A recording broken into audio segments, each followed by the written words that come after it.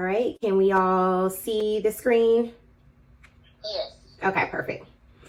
Well, welcome. I'm excited to have everyone here learning more about home ownership and how we can obtain this from an educator stand of view. So just to kind of kick things off, and the reason why we are hosting this is because we realize that with teachers, sometimes, you may feel as though home ownership isn't in reach. And with our background, with our knowledge, we know that this is indeed possible. There are a lot of programs that makes home ownership possible for teachers. And the goal for this webinar today is to be able to educate our teacher friends, educators, that home ownership is in fact possible for you. So.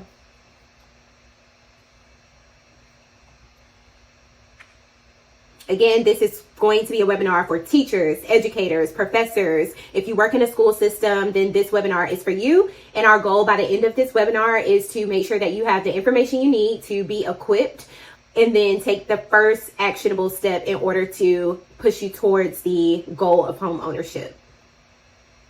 Alrighty. And hello, today I am teacher Nabria, and I will be teaching you all things home ownership as a teacher. So as your mortgage lender, my job is just to make sure you are getting the best possible mortgage options for you, and you're aware of all of the incentives and your programs that's available to you as a teacher, as a first-time home buyer. And then, of course, we work together as a team to get you from the beginning to the closing table. And Camille, she's a realtor, so of course she'll be helping you find a home. But my job is to help you find the dream loan. So excited to be here, and nice to meet everyone. Yes. Thank you, Nabria. All right. And everyone, if you don't know me already, my name is Camille. I am a realtor here in the Charlotte area. I do service not only Charlotte, but I'm licensed in both North Carolina and South Carolina. I've been doing this for a few years, and as Nabria stated, we both work in tandem to get you over the hump to actual home ownership. My role in this process is to help you identify the best property, to negotiate the best terms on your behalf. So I love negotiating. I love to get the best price for my clients, and I love to make sure that you're set up for success so that when you're moving into that home, you have little to no problems. I'm also a believer. I'm a churchgoer. So every Sunday I am in the house of the Lord. I'm a mom just outside of being a real estate agent. And my goal for you guys today is really to just help you uncover the unknown, remove any fears. A lot of times this process can feel extremely scary, extremely nervous. That's completely normal when you haven't done something before. And so our goal throughout this process is to ensure that you have the information that you need to be able to move forward.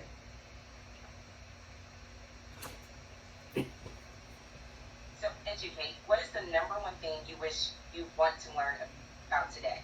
And Jalen, please feel free to take your phone off mute, and that way we can just make sure we answer any questions that you may have up front. Gotcha. Thank you. Did you have any questions?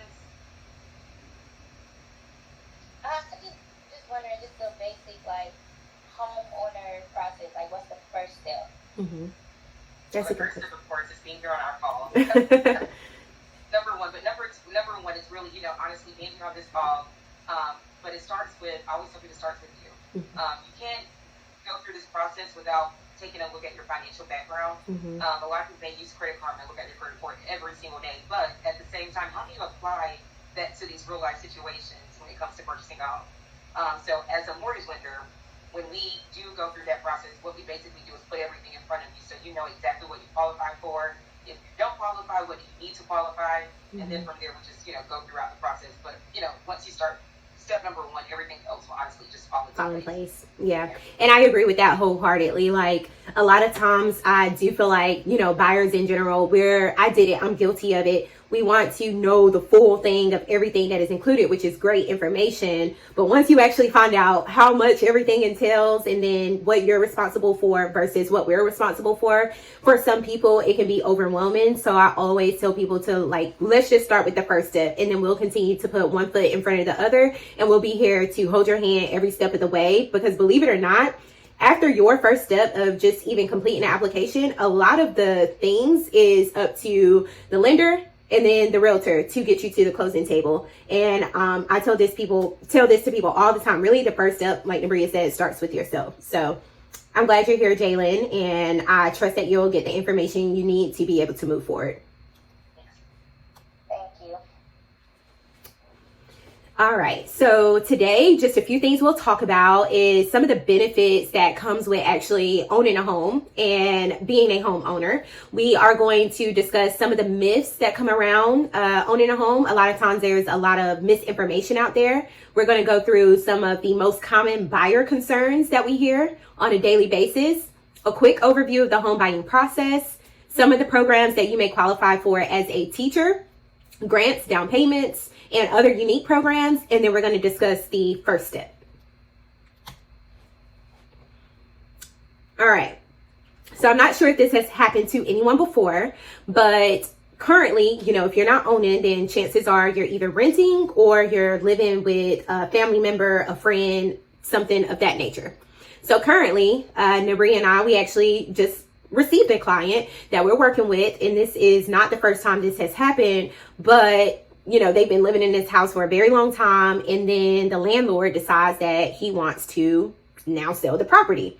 And because of this, they're giving the tenant just a few months to basically be out.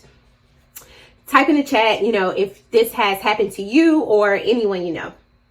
Let us know. Have you heard of a story similar to this before? Yes, I have. Mm-hmm. I think we've got one like that right now. Yeah. Mm-hmm. Yeah. So this happens often, and that is one of the key things to being able to own your home is that you kind of are in the driver's seat, and you're not dependent on your livelihood to be stripped away from you from somebody else's decision. Alrighty. And your goals. So thinking of your own situation, what are some reasons you desire home ownership? So Jalen, do you have a reason you wanted to be a homeowner? My main reason is generational wealth. Mm-hmm. Being able to pass that home down to my children is my main reason for wanting to own a home. That's great. That's great. And that is a very good reason. And we are actually going to get into some of the benefits now of actually home ownership. So. And some of the benefits of home ownership is like building equity. So equity is pretty much when you purchase a home, of course you're taking out a mortgage on the home, but each year that value anticipates to increase. So that increase in your value and what you actually owe on the home is your equity. And over time throughout the years, you can use this equity to buy down your interest rate. You can use this equity to, I have people send their kids off to college, start businesses. You can always pull your equity to go buy another property, but it pretty much increases your overall net worth when you have that equity position available through real estate. The other thing is stability. As I mentioned in the previous example, stability is super important for a lot of people. You don't want to be living somewhere and then all of a sudden in 3 weeks you find out you have to move. So stability is another reason that I strive to, you know, I'm an advocate for home ownership, because who's going to tell you that you have to move from your house? Absolutely no one, unless, you know, your mortgage isn't being paid, for example. But even then, home ownership has a lot of options for people who gets behind on their mortgage over people who get behind on their rent. The moment you get behind on your rent, you have somebody knocking at your door with an eviction. When you get behind on your mortgage payments, there's options, there's resources that are available to you to help you get caught up and ultimately, you know, assist you in being able to keep the property and ultimately stay in the property. And Abria is going to go through a few more of these. I actually need to grab my laptop charger before this all cuts out on us, so I'll be right back. And then, of course, you have your tax benefits. So when you own a home, of course, each year you are paying interest on that mortgage. But each year when you do file your taxes, that is a tax write-off. So it does help out, you know, if you happen to pay back taxes or if you owe anything with your taxes, you can use your home to actually make a break there. And then, of course, customization. I always tell people, you know, when you're in an apartment, you're sharing walls, or you can't paint walls or do things that you want to do to your property. But when you own your home, you can do whatever you like. And a lot of people love that because you can actually make your home at the end of the day. And another thing about owning a home, it is appreciating asset. So again, over time, it does appreciate in value. And again, you can use that equity to do upgrades and additions to your property over time. And then, Camille, do you want to touch on the long-term investment. Mm-hmm. And so with the long-term investment, it kind of pulls right back into that equity piece. A lot of times, this long-term investment versus renting, if you're even spending $2,000 a month in rent, by the end of that year, you would have spent $24,000 in just rent versus, you're owning a home. This is a long-term investment, and being able to utilize those funds. Sometimes life happens to us, but just imagine if life happened and you were able to tap into the equity in your home to be able to pay for medical bills, student loans, fund your dream business, things of that nature. A home can be used as another tool for investment over rent, where you absolutely have nothing when it's all said and done. And now, do you want to go into a trivia, Camille? Yes, let's do it. Awesome. So pretty much we're going to do a trivia because a lot of people go into purchasing a home and they're like, oh, my rent is, well, if I can pay rent, I can own a home. And I know before 2000, and let's say 15, you could actually rent, or you could purchase a home and pay less monthly than what it is to purchase today. Mm-hmm. But what a lot of people do not consider when it comes to your mortgage, in your mortgage, it does include your property taxes, your homeowner insurance, your private mortgage insurance. So that builds onto your payment. Although your actual mortgage may be cheaper than your rent, your monthly payment may be higher than the monthly rent that you're used to.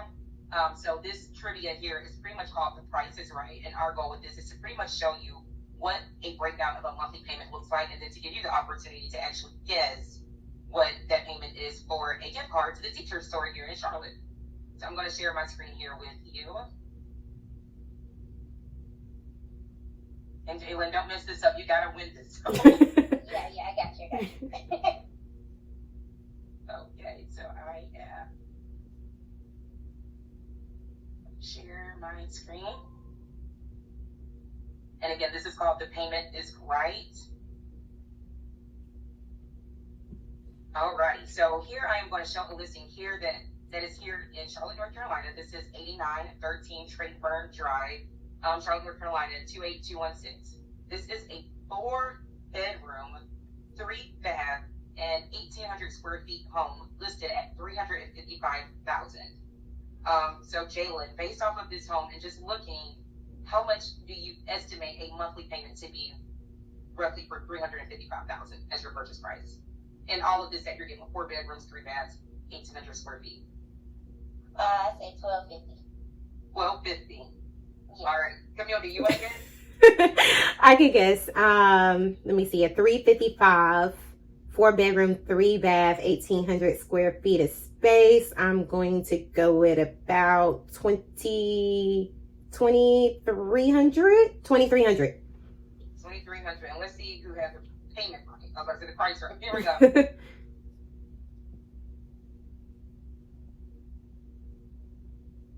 Alrighty, so both of y'all came in low, but you didn't blow, you didn't buzz. So with this, you'll be looking at your minimum down payment right at $10,500. You can estimate your principal and interest. So this is just your actual loan and the interest that you were paying over the 30 years on that loan. And with your mortgage, your payment is fixed in most traditional terms, and your rate does not change unless you decide to refinance into a lower option, or over time decide to refinance, and that's what will change your principal and interest. But with this, the estimated property taxes are right at $150 per month, and your homeowner's insurance, you can estimate that to be about $100 per month. And then you also have your private mortgage insurance. You do initially go into your loan with the private mortgage insurance, and over time it does reduce, or you can have it removed. But it's basically ensuring the lenders that if you were to ever default on your payments, that the government would actually pay the bank back. But the total monthly payment here will be right at $2,596. So $2,600 per month will get you 4 bedrooms, 3 bath, 1,800 square feet. That's good. Yeah. So did you have any questions about that, Jalen or Camille? No questions. I didn't have a question, but I did want to add that you spoke about taxes of that $150 per month. So a lot of times, we have buyers that specifically is wanting to move to South Carolina for the lower taxes. So, if you're watching this video, or Jalen, if you've thought about how to kind of cut different expenses in different areas, just know that moving to South Carolina, typically you're going to be in a lower tax bracket. Yeah. And then again, over what has been happening and what I've been seeing too over the last 3 months recently is the homeowners insurance. I don't know if they're doing this to offset it or because of the recent storms in South Carolina, but homeowners insurance in South Carolina is now on the rise. So again, your principal and interest stays the same. As your lender, of course, we cannot control property taxes or homeowners insurance. So when you do go into home ownership, that is something that you do want to budget for, because over time, as that value builds on your property, that may, number one, increase your taxes. And with homeowners insurance, of course, based off of whatever they decide to increase insurance off of, those changes may apply. But definitely keep that in mind and make it as a part of your budget for those additional costs in the future. That's good. But really good, Jalen. Good guess. And I guess you're the winner. It's going to be a $50 gift card to the teacher store, so I'll make sure we get that to you.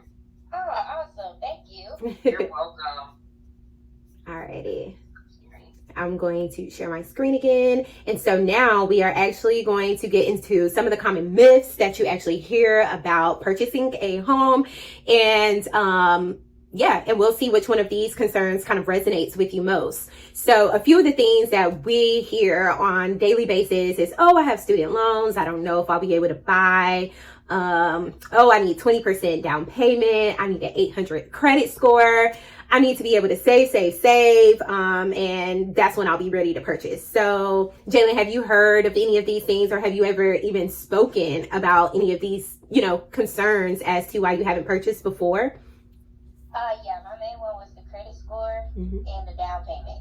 Okay. Credit score and down payment. Awesome. So Nabria, do you want to shed light on student loans? Because a lot of people have student loans as well, and kind of some of the myths around that, and then how you guys actually calculate student loans on the back end. Absolutely. So when it comes to student loans, they don't scare me. They scare some other lenders. So always some people that we work with matters. Simply because, yes, student loans, we do have to include, depending on what loan program you're going with, we do have to include a percentage that we have to present to the underwriter, just to basically say, hey, I have these student loans, but in the future, I may have to pay these.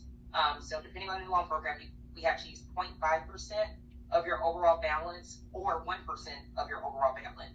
But what I do usually guide my clients to do is to go ahead and opt into some sort of payment plan with your student loan company, so we can actually use that estimated payment, which is typically lower than the amounts that we have to put in there by law or the guidelines as it states.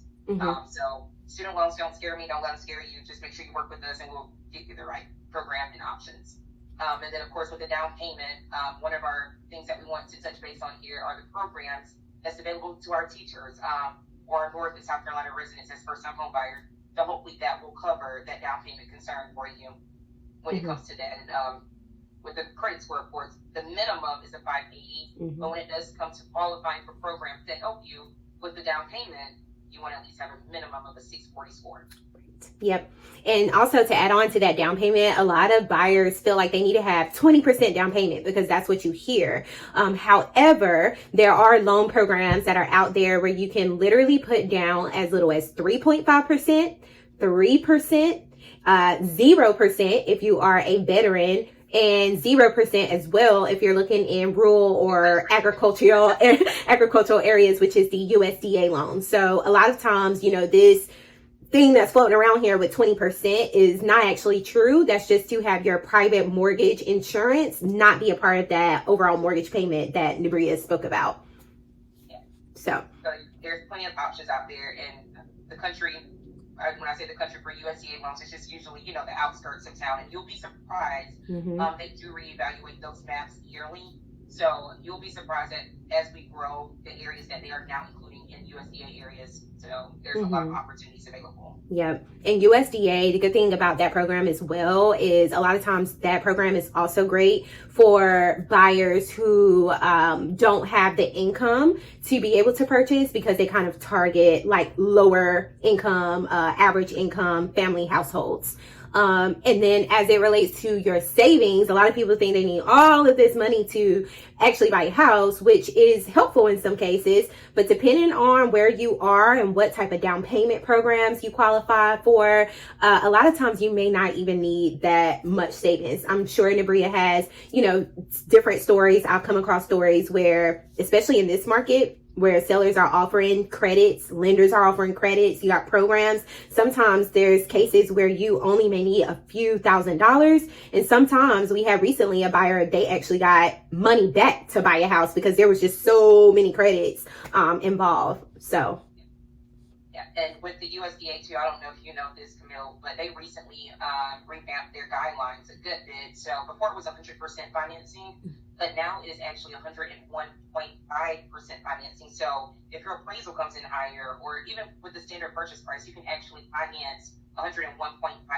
of that loan amount. So if you're needing costs for closing costs, you can actually now roll that into the loan on a USDA loan. So I love it's that. one of my favorite programs for sure. And for current savings, any program, FHA, USDA, VA, teachers, whatever you are, as far as current savings, I always tell people that the underwriter wants to see that you're going into your home with some skin in the game, because the unlikely can always happen. So they are always looking to see if you at least have 2 to 3 months of monthly savings to pay your mortgage if you were to ever be outside of work. It's not a requirement, but it is something that does help your file out dramatically if you do have those 2 to 3 months of reserves. And it does not have to be money that's sitting in your bank account. It's not money that you have to actually spend. But it's just showing them that if you had to pull some resources from somewhere, that you do it. So this money could be in your 401k account. It can be in Bitcoin. It can be in your stock or brokerage accounts. But just to show that you have something to fall back on if times were to come hard, that makes it feel even more comfortable improving your loan. I love that. Thank you for sharing that, Nabria. No problem. All right. So now we're going to get into the actual timeline. How long does it actually take to buy a home? We get this question so often, and I have a range just because for every person is completely different depending on what your financial situation is like, depending on how quickly we find a home, and all of the things. So your pre-approval for some people, honestly speaking, sometimes the lender can get back to you, right, Nabria, between 24, 48 hours. For other buyers, you know, you may need a few days to gather all of your documents if you're not super organized. So we just have a general time frame of 1 to 2 weeks, you know, give or take, for your pre-approval, which is essentially your mortgage application. And then we move on to house hunting once you actually get pre-approved. This is the fun part where, you know, you're doing the home tours and you're going home shopping. And usually this process can take anywhere between 2 or 4 weeks. I've seen it happen super quick. And for others, I've seen it happen not so quick. How quickly you find your home also depends on what is available in terms of, you know, what your wants and needs are, how close you need to be to, you know, schools or works or childcare, whatever the case may be. If you're looking at single family versus townhome, and then also the real estate market that we're in. So in 2020 and 2021, homes were flying off the roof. Everybody was offering over asking. In this market, homes are staying for about 30 to 45 days on average. So buyers have a little bit more time to be able to shop without feeling so rushed or pressured. So that whole process of finding the home that's right for you can take between 2 to 4 weeks. Once you found that home, I negotiate a good price for you. The closing process typically takes between 4 and 6 weeks. So for the moment you get that process started to the moment you have the keys in your hand, that can take anywhere from 2 to 3 months, give or take, just some rough averages, but it could happen a lot sooner depending on how aggressively we are looking and you're completing the documents and things of that nature. All right, so I do have a real life story. This is actually a good friend of mine, Christina. She felt that because she was a single mom, she had 3 kids, she's the only person working, bringing money into the household, that home ownership wasn't actually possible for her. Well, after completing the mortgage application, she realized just how much she can get qualified for. And now she's been a happy homeowner for 3 years. And honestly, she has one of the best homes on the block. So I'm super proud of her, but she never knew what she could actually get qualified for. It was just her having that leap of faith, being scared through the process and just taking the first step forward. So. I love that. And another thing too, just to touch back on what Camille just stated about the real life story, you know, anybody can do this. It is not a hard process. And then there's just so much information on the internet, online, and your friends or family telling you about their experience. But guess what? Every single person is totally different. Your mortgage application and your process is just like your DNA. You know, your process will not be the same exact situation as anybody else's. So one cool thing about that timeline that Camille just shared is there's like, don't wait until, oh, my lease is up next month. I'm going to start next month to start this process. No. Yep. What we do offer is mortgage planning. So rather you are a year or 2 years out, get to know you first before you jump into the process. So with mortgage planning, what we do pull your credit. We go through your credit reports with you. We come up with a game plan for you so you can start working towards the right goals. We create budgets. We also create numbers so you can know what to save for. So you can go through this process as seamless and be who you are, unique to your situation, and make this possible. That's a great ad. All right, so we're going to actually touch on a few of the programs specifically for teachers and educators, which, you know, a lot of times these programs are geared towards anybody that are first responders and in that service industry of serving our communities. So the first program that we're actually going to touch on is the Home for Heroes program that is made for teachers. And this program actually allows you to work with different professionals within this real estate industry. And essentially what happens is that you get little credits during the process, whether it's a credit for your appraisal, a credit at closing towards your home purchase, to be able to help you qualify and be able to purchase a home. The Good Neighbor Next Door program is another program that is available to teachers and educators. This program actually targets areas that are getting revitalized. And then typically the price for this program in terms of a home, you know, that's priced at $300,000. They have 50% off of these homes, but it's like a lottery system to where you actually have to be in this program to even apply for the home. It's no guarantee that you'll get it because, like I said, it is a lottery program. And then the other thing about this program is that if you look on to their website and look at the different areas, sometimes you'll realize that there's not that many options or the cities may be too far off for you to be able to afford. But if you actually find one, it could be a good program for you. We do have Teacher Next Door, which is similar to the Home for Heroes program, where you have grants that are available from $1,000 to $8,000. Once they run out of those grant funding, sometimes you have to wait until the next fiscal period that funds are available. But it's another program that kind of couples different down payment options with those grants. My company, High Performance Heroes, have another program for teachers that helps you to qualify for housing. We actually give 25% of our total commission that we get paid on towards your home purchase to be able to help you out there. And then, Nabria, if you wanted to touch on the later two. So we've got North Carolina Housing, which is one of my favorites, is for first-time home buyers here in North Carolina. Some situations you do not have to be a first-time home buyer. The minimum required credit score for North Carolina Housing is a 640 score. They do have debt to income ratio restrictions. So with this program, your debt to income ratio cannot exceed 45%. So that's pretty much your monthly income and divided by your monthly payments that you're making on your debt that cannot exceed 45%.